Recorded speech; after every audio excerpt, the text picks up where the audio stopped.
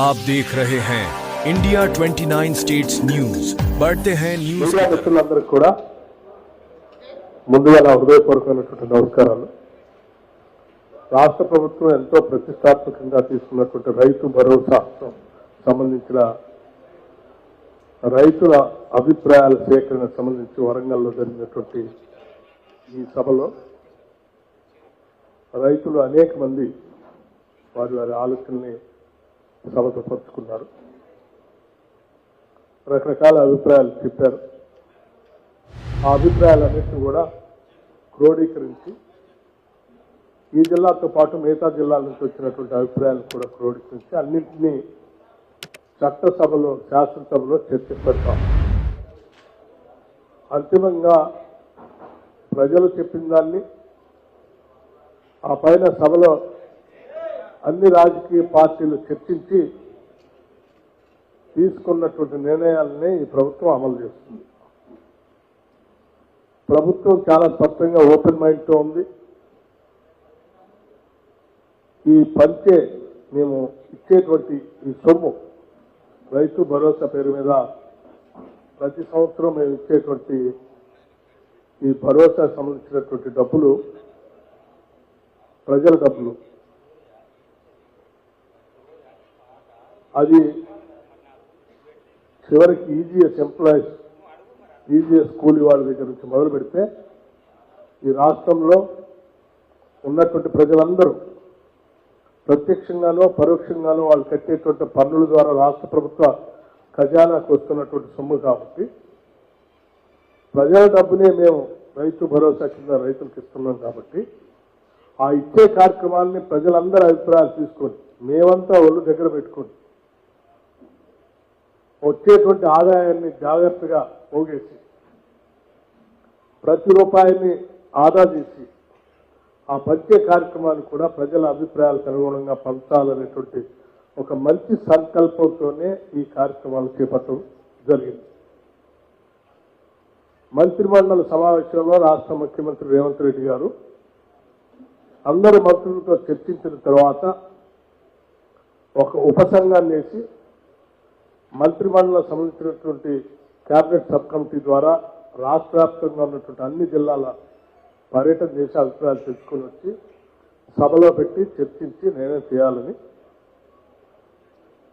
ఈ కార్యక్రమాన్ని తీసుకోవడం జరిగింది. ఇందులో మీ అందరూ తెలిసిందే, రాష్ట్ర వ్యాప్తంగా ఉన్నటువంటి వ్యవసాయ అభిమానులు, రైతు సోదరులు అందరూ కూడా ఎదురు చూస్తూ ఉన్నారు. ఏ అభిప్రాయాలు వస్తాయి, ఏం జరుగుతుంది. వాటన్నిటినీ మేము 4 గోడల మధ్యలో చర్చించి నిర్ణయాలు చేయదలుచుకోలేదు. ప్రజల సమక్షంలో వారి అభిప్రాయాలనే అంతిమంగా గవర్నమెంట్ జీవోగా రాబోతుంది. ప్రజల అభిప్రాయమే గవర్నమెంట్ జీవోగా రాబోతుంది.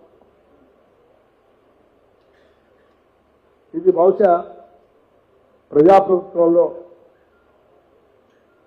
మేము తీసుకునేటువంటి ఒక చారిత్రాత్మకమైనటువంటి నిర్ణయంగా అది కూడా నాకు చెప్పడానికి ఎటువంటి సందేహం లేదు.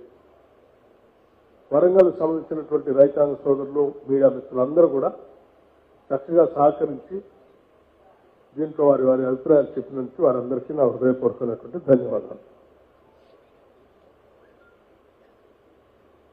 Thank you.